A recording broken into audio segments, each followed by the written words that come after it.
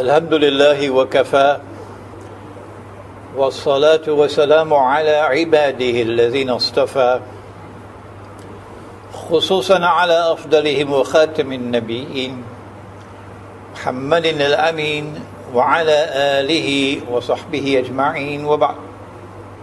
Respected Imam, brothers and sisters here at Masjid Al-Ghufran, the masjid which is very dear to our hearts, here in Tamantun, Dr. Ismail, district of Kuala Lumpur in Malaysia. Assalamu alaikum wa rahmatullahi wa barakatuh.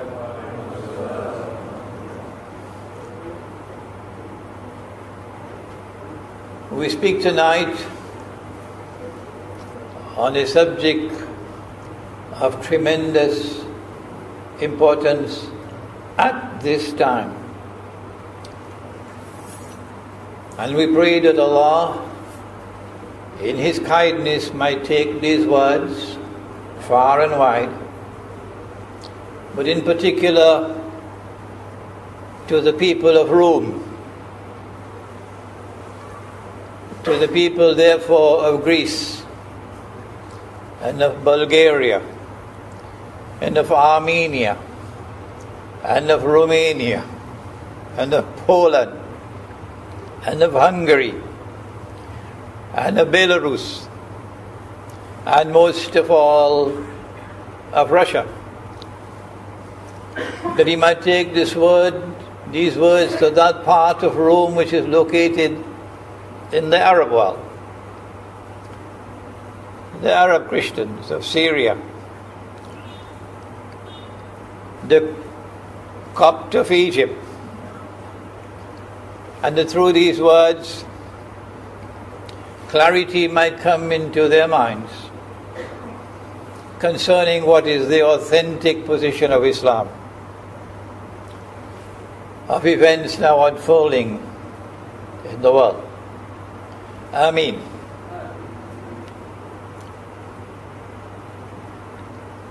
If we want to ask the question, who is Rome? Because Prophet Muhammad sallallahu ta'ala alayhi wa sallam prophesied that in akhirul zaman, or in the last stage, we Muslims will make a sulh with Rome. I have to use the Arabic word because they don't translate it honestly.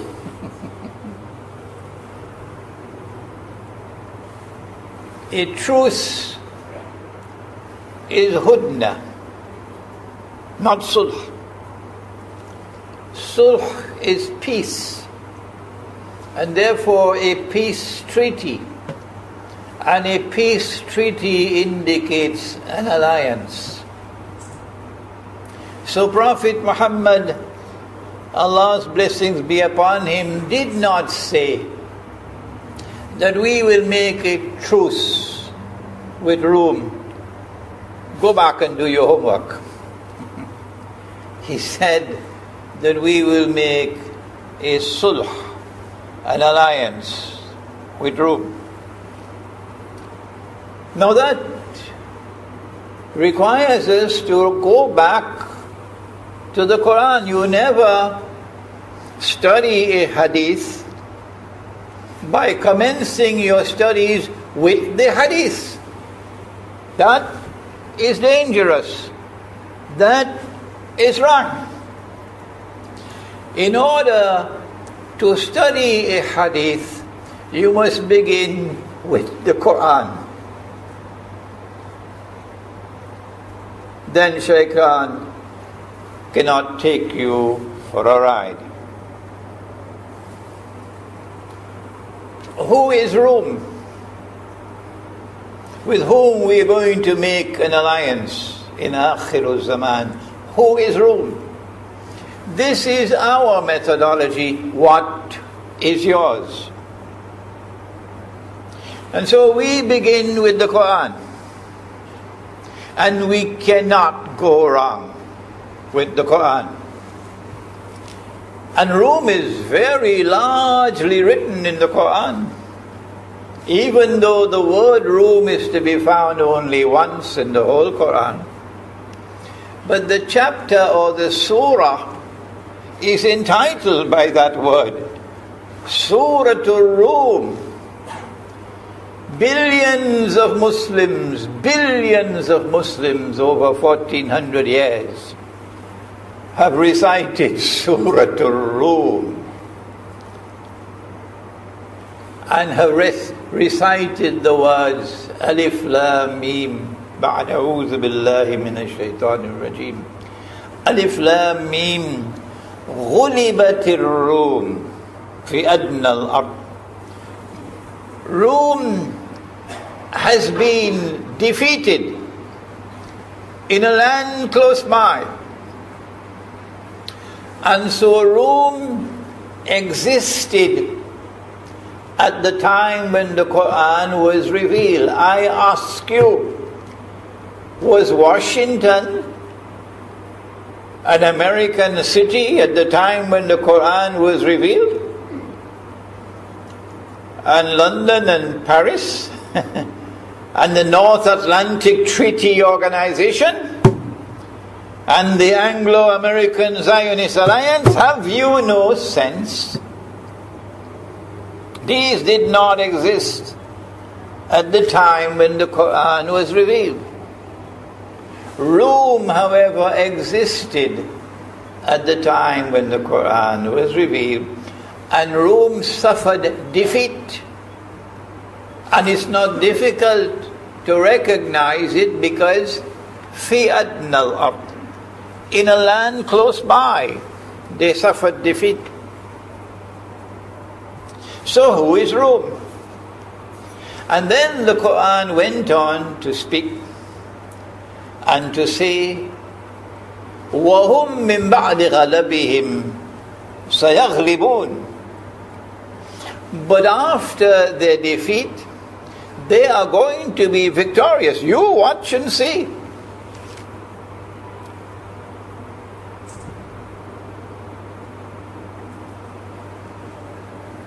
How long will it take for the victory to come? في بضع سنين, in just a few years. You don't have to wait 100 years. And so said, so done. This prophecy, divine prophecy in the Quran, was fulfilled. And Rome was victorious in a few years' time. So now, who is Rome? If you have 5 ringgits worth of integrity, I ask of you tonight, and for the last time, because I don't have time to waste with those who have eyes and yet cannot see.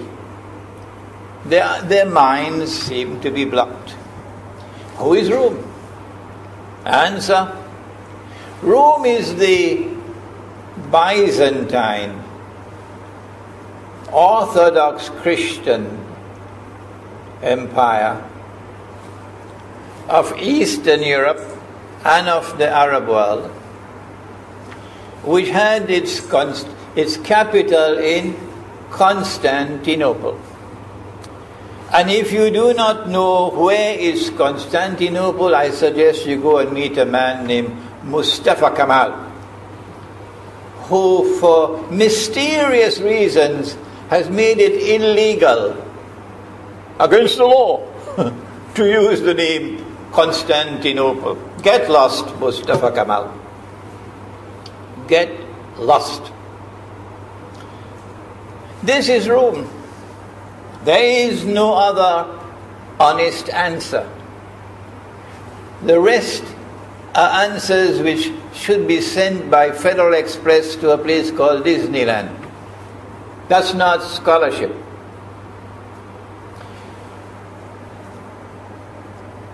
Then the Quran continued to say, Lillahi al-amr. Decision making in respect of victory and defeat is with Allah. Not with the Security Council of the United Nations. No, sir. With Allah. لله الأمر من قبل ومن بعد. On that previous occasion, it was Allah who decided victory for Rome. And in the next occasion, it is Allah who will decide victory for Rome. That victory is yet to come.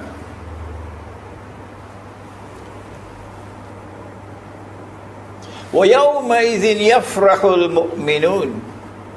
And on that day, when Rome is victorious, Muslims will celebrate بِنَصْرِ اللَّهِ, in recognition of Allah's help for victory. يَنْصُرُ لِمَنْ يَشَاءُ يَنْصُرُ مَنْ يَشَاءُ وَاللَّهُ عَلِيٌّ وَاللَّهُ عَزِيزٌ رَحِيمٌ. Allah helps to victory whomsoever Allah chooses, and Allah is powerful and Allah is merciful. So this is Rome. But the hadith says that you will make an alliance with Rome in akhirul zaman. So who is Rome today?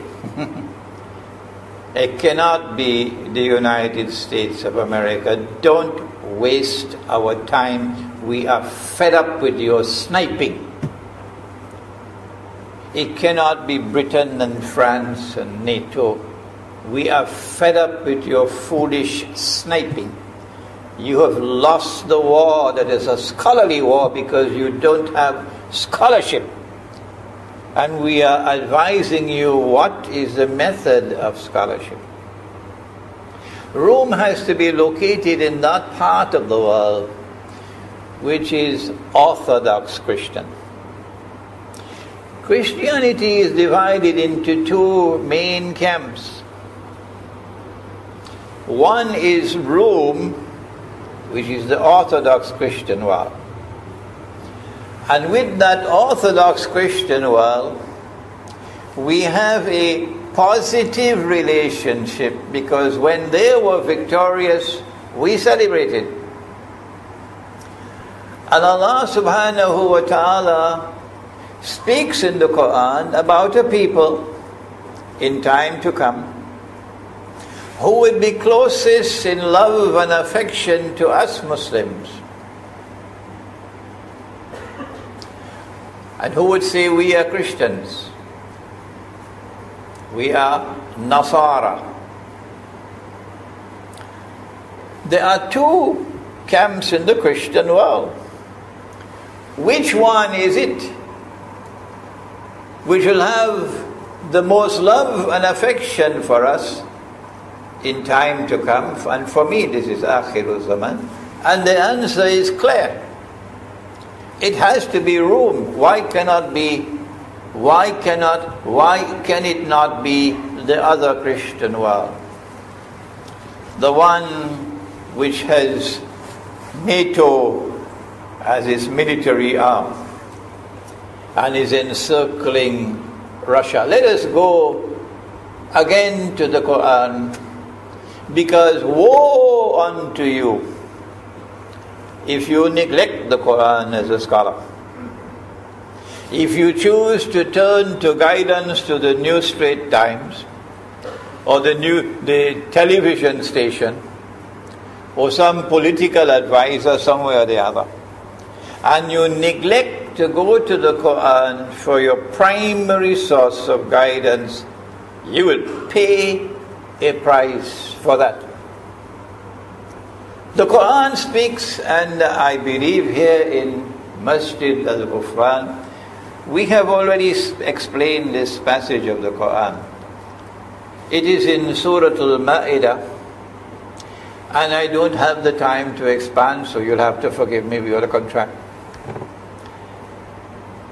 Ya ayyuhalladhina amanu, O you who have faith in the one God, لا تتخذوا اليهود والنصارى أولياء بعضهم أولياء بعض. Do not take such Jews. Allah is not speaking about all Jews. And do not take such Christians. Allah is not speaking about all Christians. Do not take such Jews, and do not take such Christians as your friends and allies who بعضهم أولياء بعض, who are themselves friends and allies of each other. The Quran is telling you that in time to come there is going to be a strange and mysterious reconciliation between Jews and Christians, and the emergence of a Judeo-Christian alliance. When that happens, don't take them as your friends and allies. وَمَن يَتَوَلَّهُ مِنْكُمْ فَإِنَّهُ مِنْهُمْ. If you do, you're going to have a surprise in the grave. After you are put down in the grave and they bury you, you don't even have a cell phone now. When the angels come and you're confident that you are a believer in the one God, a Muslim, and Allah had commanded you, وَلَا تَمُوتُنَّ إِلَّا وَأَنْتُمْ مُسْلِمُونَ, do not die except as Muslim. Allah says, وَمَنْ يَتَوَلَّهُ مِنْكُمْ فَإِنَّهُ مِنْهُمْ. Whosoever from amongst you turn to them, the Judeo-Christian alliance, which today is the Judeo-Christian Zionist alliance. Whosoever from amongst you turn to them with friendship and alliance, you now belong to them. You no longer belong to us.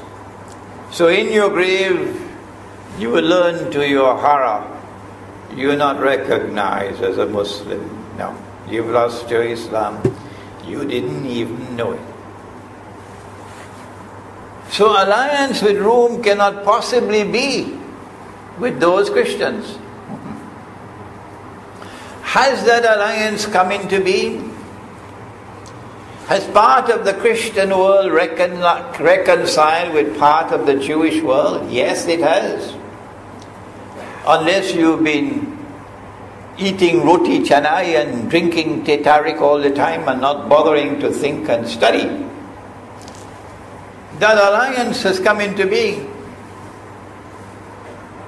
It is that alliance which controls power in the world today, and which tells the government which way to vote in the United Nations.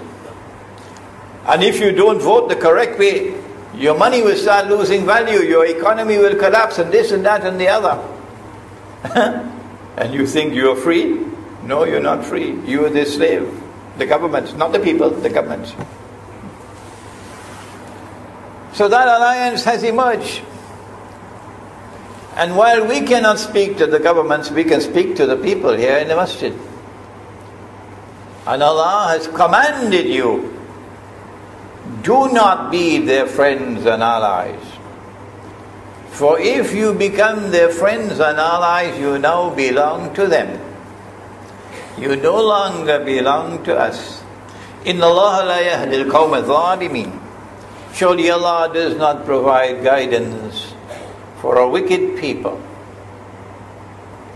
So now, who is Rome today? We begin because of the Quran. Because of the Quran. Because of the methodology which we have adopted, we can eliminate the Western alliance of United States and Britain and France and Australia and NATO and so on, who are all serving the state of Israel. Who is Rome? That's the question. With whom we'll make an alliance in Akhiru Zaman? Is it Greece? Is it Bulgaria? Is it Armenia? Is it Poland? Is it Hungary? We ask you to answer us, and to answer us honestly and with integrity, and don't go hiding behind a mango tree. Because they don't want to be honest in their answer. They cannot accept the truth. But I have said, you can kill a man. That's easy. But you cannot kill the truth. Those of us, alhamdulillah, there are so many, who stand up for the truth, we are not afraid to die. When will you understand that? When we preach the truth, we do so without fear of death. You can kill and kill and kill and kill, but you cannot kill the truth. There will always be servants of Allah. There will always be followers of Nabi Muhammad alayhi salatu wasalam, remaining in the world to proclaim the truth. We say that it is the people of Rome who should tell us who is Rome today. Not for us, they should tell us. And when the Ottomans conquered Constantinople in the year 1453, I think, they, the people of Rome, they are the ones who then recognize that the capital of Rome is no longer Constantinople.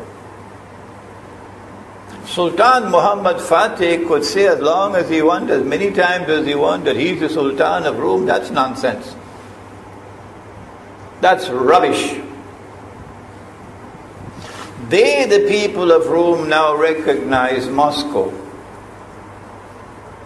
as the capital of Rome.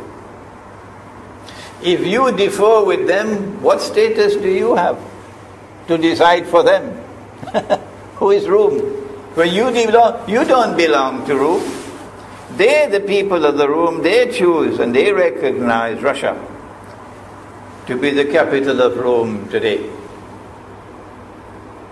And so the hadith of Nabi Muhammad alayhi salatu wasalam, which speaks of an alliance with Rome in Akhir Zaman, is pointing clearly to Russia. Oh, but how can we have an alliance with Russia when Russia acted with such brutality and oppression in destroying the jihad in Chechnya? Oh, I see. You were talking about that Saudi-engineered jihad. The one that was cooked up in Washington. That's the one you're talking about? The one that was financed by the CIA? That's the one you're talking about? Come on! Why are you so silent now? The evidence is open. Even the people of Chechnya will tell you. The Americans were here. We got our weapons from them. So what is Russia to do? When the United States is trying to destabilize Russia with a Yankee jihad, another Yankee jihad, you going to blame Russia for responding to protect itself from attack from the United States? Now, that cannot be evidence to refute the claim that Russia is Rome today. When we recognize Russia as Rome today, we now turn to the rest of the hadith. And now we find something strange and mysterious. Remember, we have a methodology with which to study hadith. And that is, we never begin with the hadith, we begin with the Quran. We take all the ayat in the Quran pertaining to that subject, all. And this is not a work for schoolboys.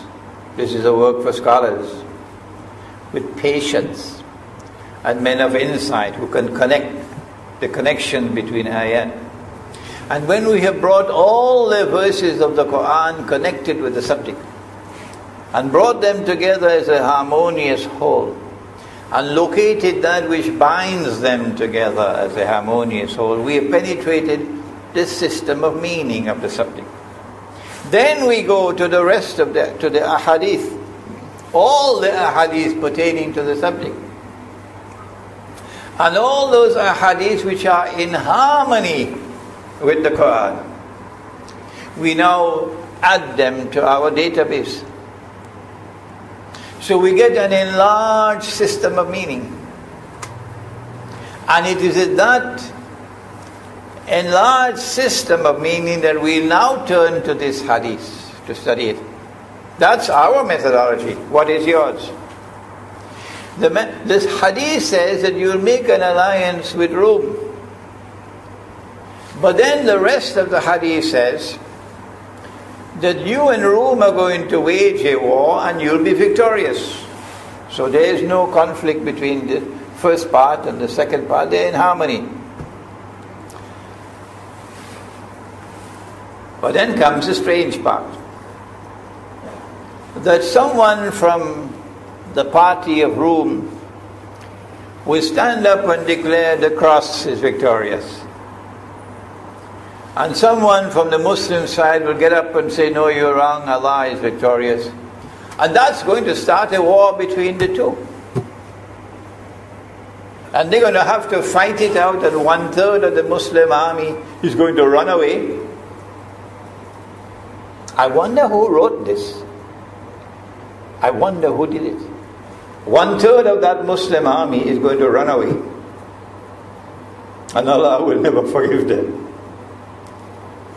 And 1/3 of that army is going to become shuhada. And they'll be the greatest of all shuhada. And the last 1/3 will be victorious. I wonder who wrote that. This second half of the hadith negates the first half. It is as though, since the first half could not be erased, no. Let us add to the hadith and put a second part, which will now erase the effect of the first part. And so all those who would be unsound in judgment will now concentrate their attention only on the second part of the hadith and say, no need for alliance with Rome. But we say, when we use our methodology, then at the end of the day, and we have not as yet completed our study on the subject, no. At the end of the day, we will confirm that we were right in putting a question mark behind this part of the hadith. A question mark. And so we're going to have an alliance with Rome in Akhirul Zaman. And in a previous lecture, we described that battle in which we and Rome are going to fight together. The hadith is in the Sunan of Abi Dawood, and you may have heard it already, but if not, well, you hear it one more time tonight. Nabi Muhammad alayhi salatu wasalam is speaking to his companion Muaz ibn Jabal radiallahu ta'ala anhu. And he's giving us a timeline of events. And he said, Umranu Bayt al-Maqdis Qarabu Yathrib. Event number 1 in the timeline is when Jerusalem is flourishing, center stage, which it is today. Number 2, Kharabu Yathrib.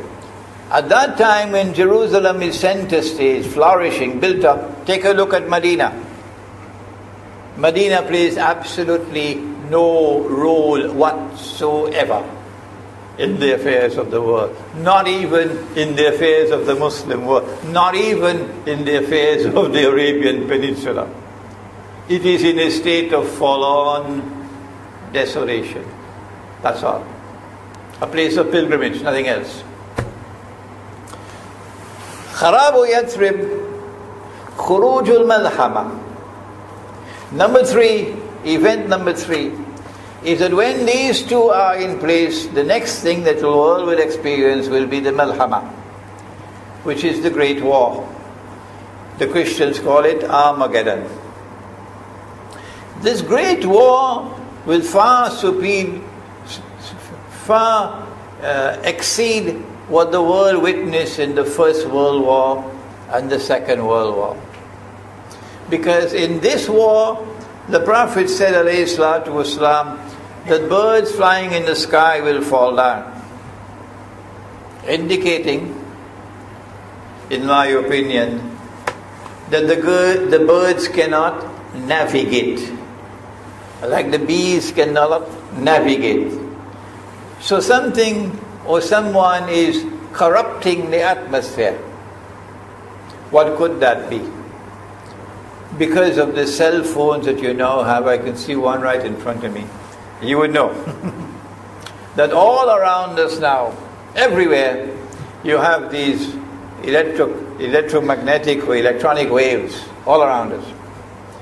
And because of these electronic waves, through the cell phone towers, the atmosphere is now becoming more and more corrupted. But when nuclear war takes place, and it's not one bomb in Hiroshima and one in Nagasaki, no, this will be the world war. So this will be thousands of nuclear weapons, thousands of nuclear weapons. Can you imagine what's going to happen to the atmosphere? This is my opinion, and Allah knows best, that this is the implication of the statement, birds will fall down. In other words, there can be no electronic component of warfare after that. Aeroplanes cannot fly. Cruise missiles cannot fly through the air. So after the Malhama, wars can only be fought on the land and on the sea, no longer in the air. This is our perspective from Islamic eschatology. If you have a different one in Christian or Jewish or Hindu or Buddhist eschatology, do please share it with us. This is ours. The Prophet then went on to say, sallallahu ta'ala alayhi wa sallam, Khurujul Malhama Fathul Constantinia. That after the Malhama takes place, when most of mankind will die, then the conquest of Constantinople will take place. They have banned my lectures now in Turkey because the lie has been busted thanks to the internet. Turkey has been brainwashed with great sophistication. The Turkish people have been brainwashed to believe that the conquest of Constantinople took place, the one prophesied by Nabi Muhammad alayhi salatu wasalam, took place in 1453 with Sultan Muhammad Fatih. So it comes as a rude shock to them that that is a lie.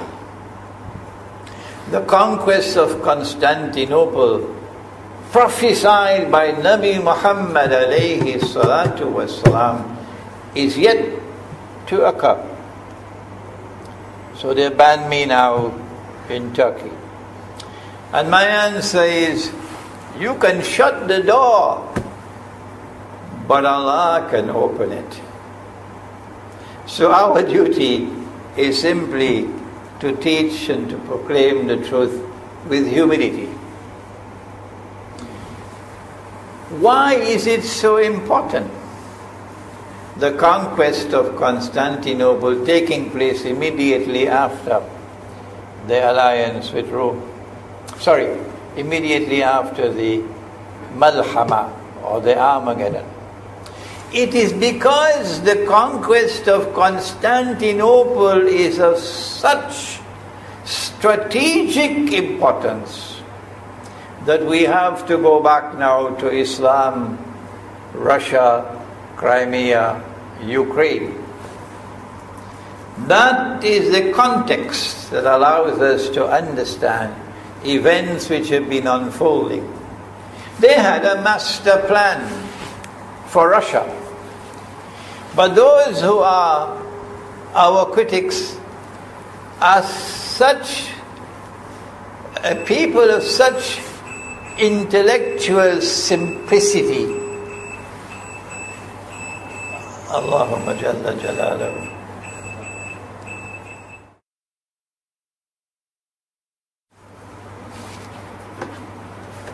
Some of our critics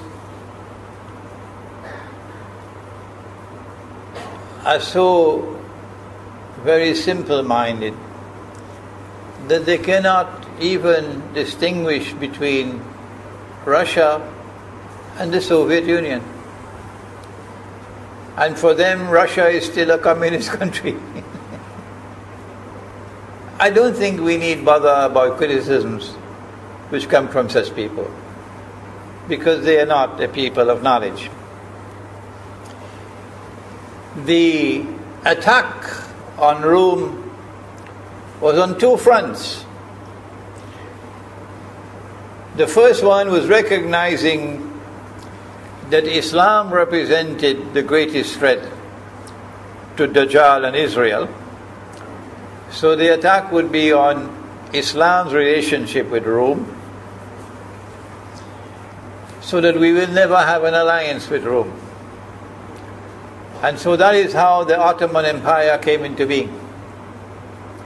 Sure, the Ottoman Empire did many things that are praiseworthy.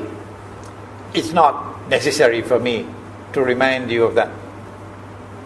Scholarship requires us to direct attention to the real reasons why the Ottoman Empire came into being. They came into being to stab a dagger on behalf of the world of Islam into the back of Rome, again and again and again and again. They came with this bogus doctrine that Islam enjoins eternal warfare against the non-Muslim world. Eternal warfare, eternal jihad.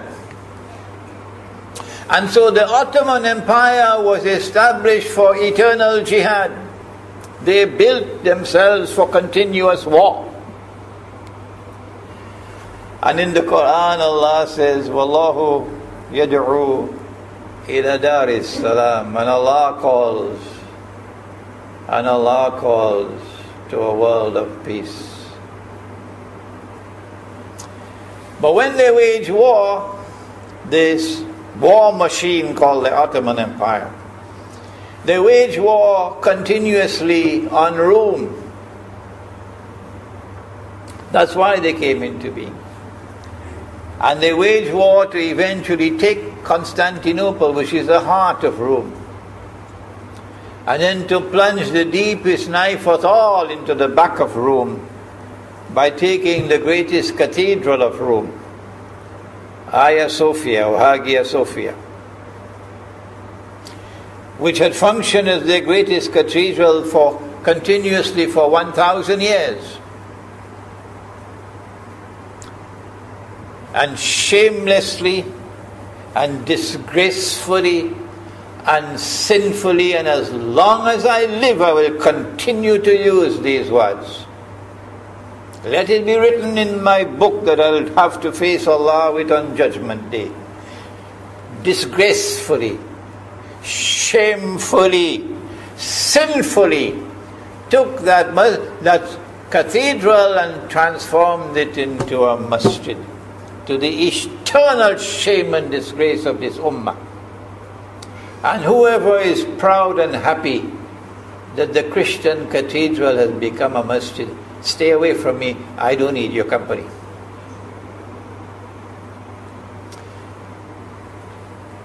They did more than that. I have time to speak of only one more thing. To ensure that in the hearts of the people of Rome there will be eternal hatred for Islam. Is it the sunnah of Prophet Muhammad alayhi salatu wasalam that when you defeat an enemy on the battlefield, the anfal, or the spoils of war, the anfal. There is a chapter of the Quran called Al-Anfal. The anfal that the Ottomans demanded was that the defeated people must pay them tribute. Well, if it is being paid in gold dinars, no problem with that. But no. They also wanted that the tribute must include something called a boy tribute. That the people of Greece will have to provide them with so many young Greek boys. And these are not 6 and 7 years of age children. These are boys who have already reached the age of discretion, where they can commit sin. They have the right, the freedom, the right to remain Christian. They are 10, they are 11, they are 12 years of age.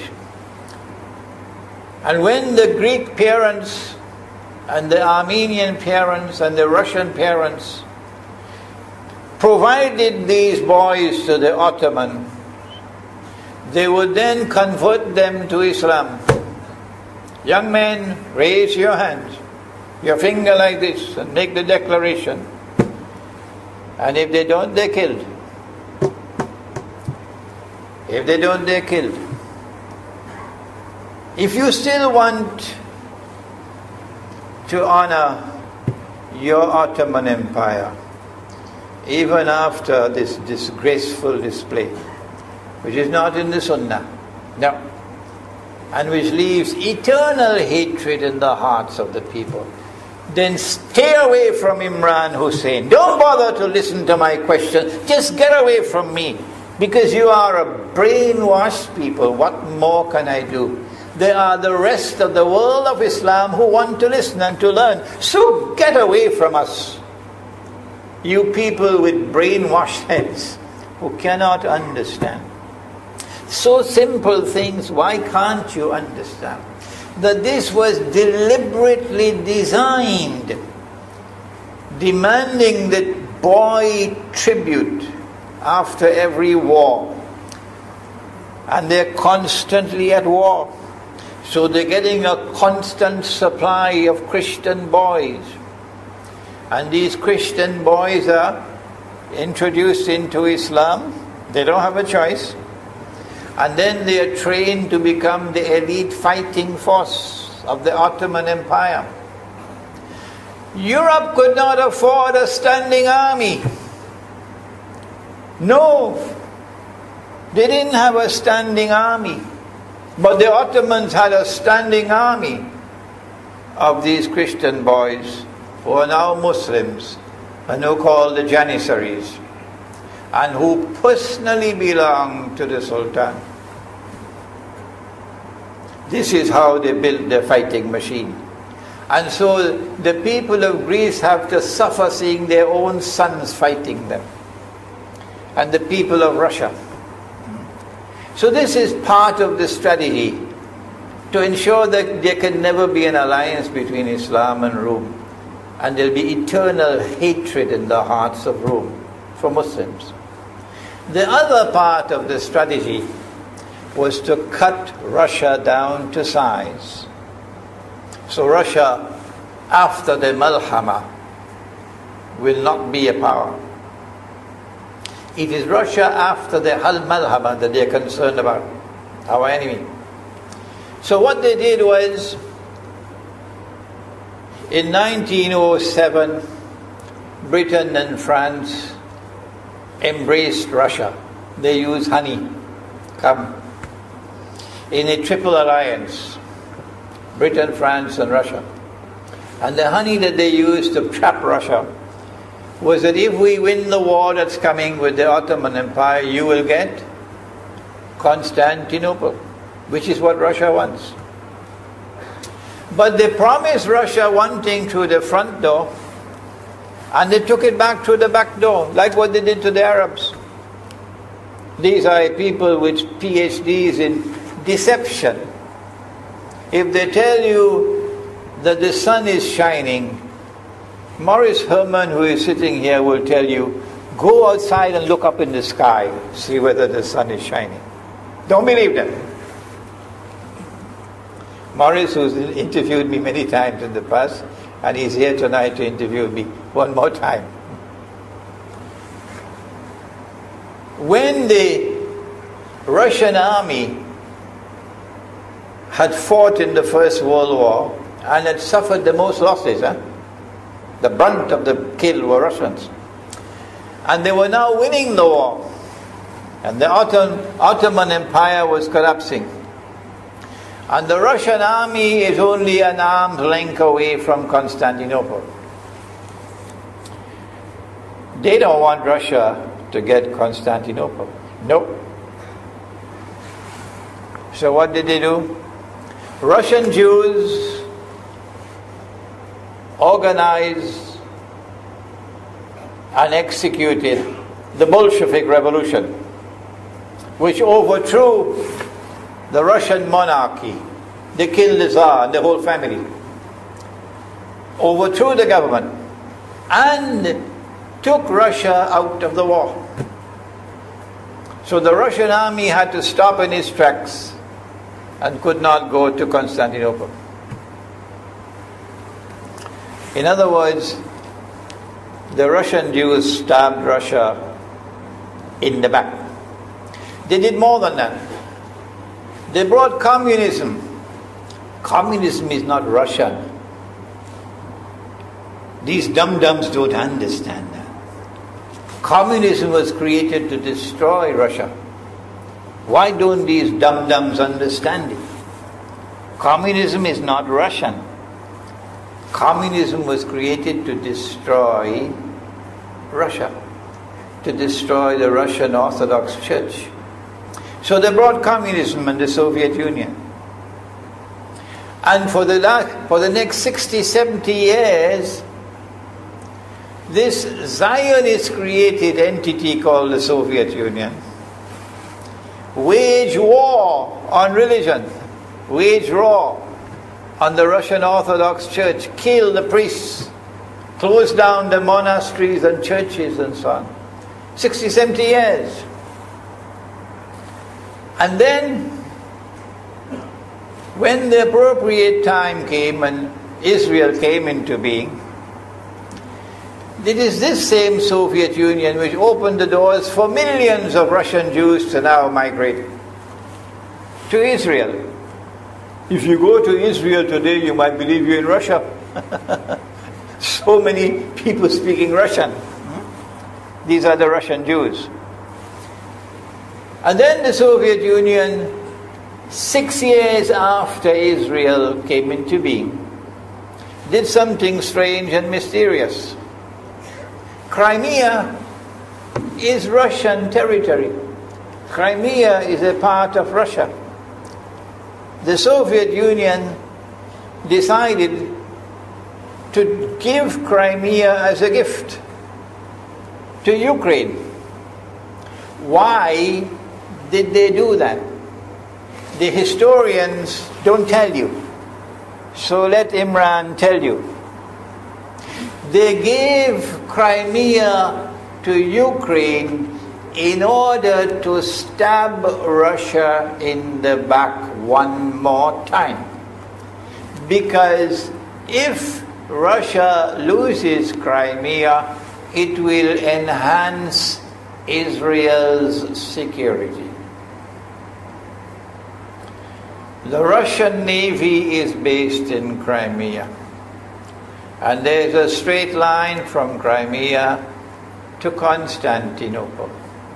To get out of the Black Sea and to get into the Mediterranean Sea, you got to pass through the Bosphorus. And the city of Constantinople is located right there on the Bosphorus. So they gave Crimea as a gift to Ukraine.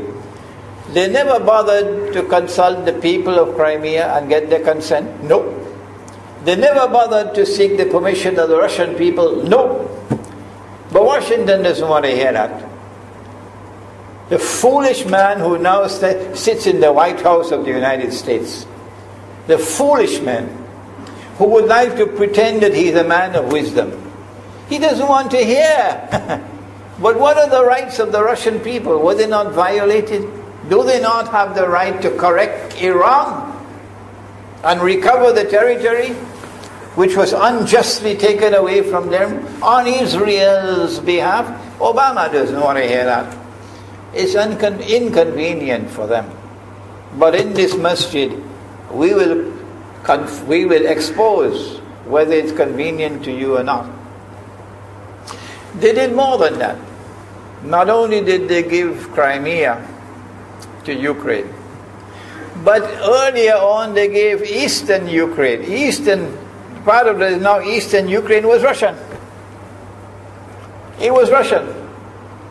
And the Soviet Union gave it as a gift to Ukraine.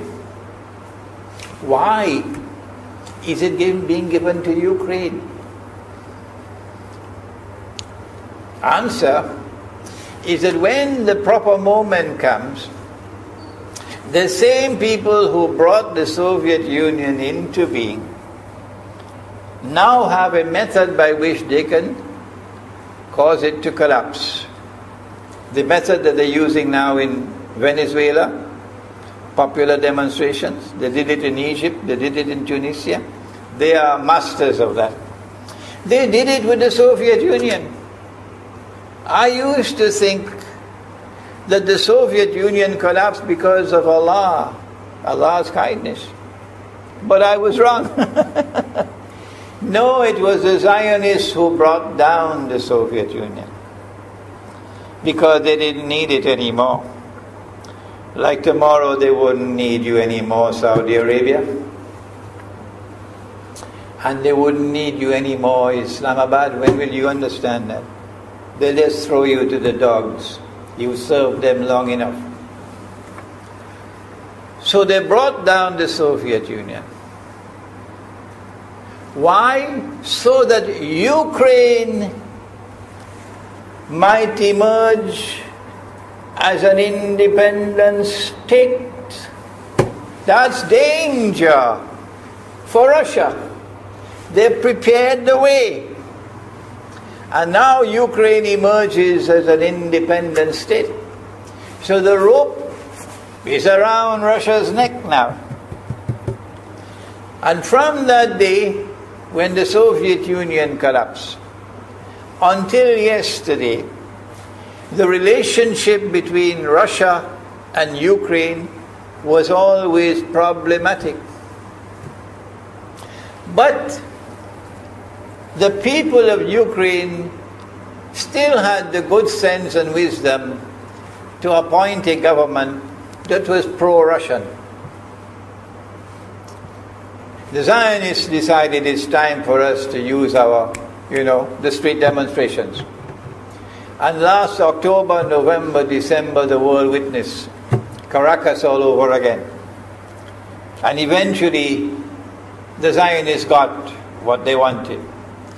You have the money, and you can send in your special people, snipers who will kill, and so on, throw petrol bombs and so on.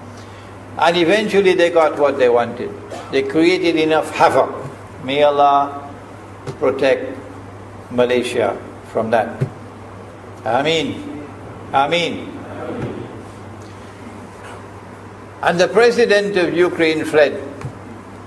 He's a democratically elected according to your method, Mr. Obama, according to your system. He's a legally elected president of Ukraine. And he had to flee. And these hypocrites in Washington and London and Paris, who would like us to believe that they are honorable men, they are not. Instead of standing on the side of the legally appointed president and demanding the rule of law, they all showed their colors as hypocrites in immediately recognizing the new government in Ukraine. The new government in Ukraine is anti-Russia. That's what they wanted. That's why they brought down the Soviet Union, to bring in a Ukraine into being as an independent state, and then to eventually get an anti-Russian government in Ukraine. If by Allah's kindness Putin had not intervened and been so spectacularly successful, this is what the plan would have been. The new government in Ukraine would have joined NATO, and Russia could not stop it.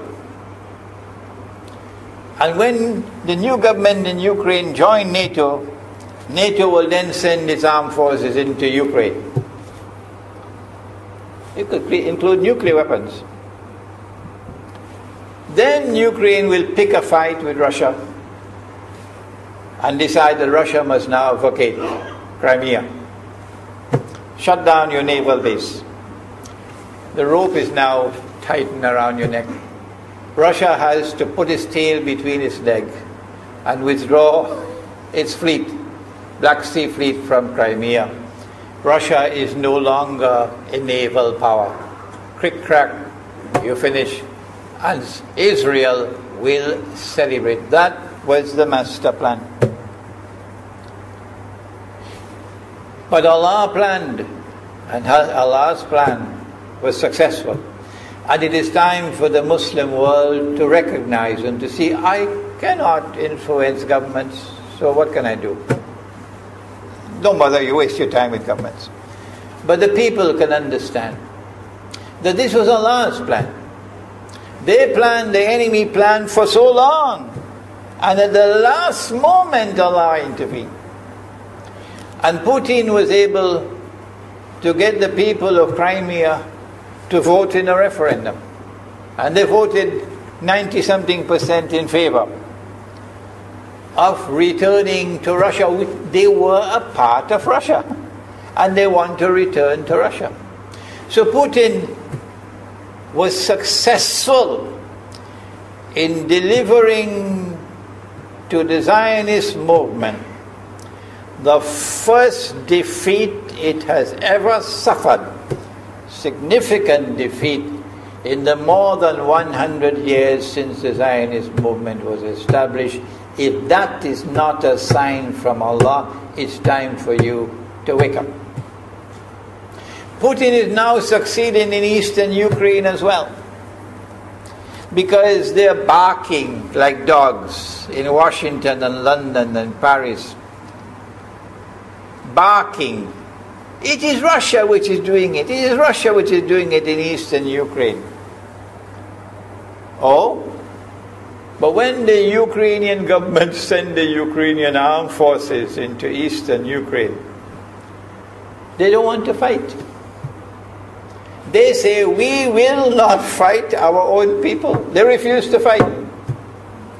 So the only way that the government of Ukraine could now stamp down the insurrection, the popular resistance in eastern Ukraine, is by calling on Washington, come and send your Marines. And then what will Putin do? The Russian armed forces are amassed on the Ukrainian border. So the Ukrainian soldiers are refusing to fight their own people for two reasons. Number one, why should we do your dirty work for you? We're not going to fight our own people. That's not what soldiers are for. And number two, if we make the mistake of using guns on these Russian-speaking Ukrainians, what will the Russian army do to us tomorrow? And they have already said, Putin has already said, we are going to intervene to defend our people. He's already said it plainly. The writing is on the wall. Putin has won a victory in Crimea, whether governments like it or not, whether governments vote this way or that way, is now irrelevant, because we all know that they have to vote where the butter is. Putin is on his road to a second victory in Ukraine. And they can't take defeat after defeat. So the writing is on the wall. Exactly as Nabi Muhammad alayhi salatu wasalam has said, that we are now moving towards the malhama. How long will it take? I don't know, and you don't know. But the malhama is coming. How should we respond? The answer is, if you are living on the doorstep of the malhama, is it not time for you to devote attention to the study of the subject? To the study of ilmu akhirul zaman? I leave you with this, that if you care and respect the intellect that Allah gave you, the rational faculty that Allah gave you, it's time to wake up and to begin the serious study of the subject of ilmu akhirul zaman. Before I end, we are establishing an institute here in Malaysia to teach the subject. I'm not going to tell you where it's located. But it's going to be punduk style. We build huts. And so students will come and stay in the hut. You pay nothing for accommodation. You pay nothing for classes. But tell your mother to teach you to cook, because you're going to do your own cooking. And we are building huts. Students will come from far and wide. You will not believe the hunger there is. Yes, there is hunger in Malaysia, but I don't see it as much as I see it as in France. The tremendous hunger there is in France for the study of this subject, more than in Britain. In Algeria, in Morocco, in Tunisia, so many parts of the world, people are hungry for knowledge of this subject. So we say, help us to establish the institute. We need to build these punduks. We say, help us build a punduk for us and give it as waqf. Now you must not say waqaf, because the word is in the Quran, you must pronounce it as it is in the Quran. So you give it as waqf. But after you give it as waqf, you have the right to come and stay in that punduk whenever you want. Come with your wife, come and stay in the punduk as any time you want. It is when you are not in the punduk or in the hut, then students can come and stay in the hut, and you'll get the barakah, sadaqah jariyah. So if you are interested in helping us, our deadline is November to start classes. We need to build enough huts. I think we need another 13 or 12 huts. We just got the last one from Brunei. There's a brother Yahya Ibrahim sitting right in front of me here. So please meet with him and discuss with him and make a promise or make a pledge that you will build a hut for us, inshallah. ربنا تقبل منا إنك أنت السميع العليم وتب علينا يا مولانا إنك أنت التواب الرحيم برحمتك يا أرحم الراحمين. Ameen. We have some time. The Imam has given time for questions.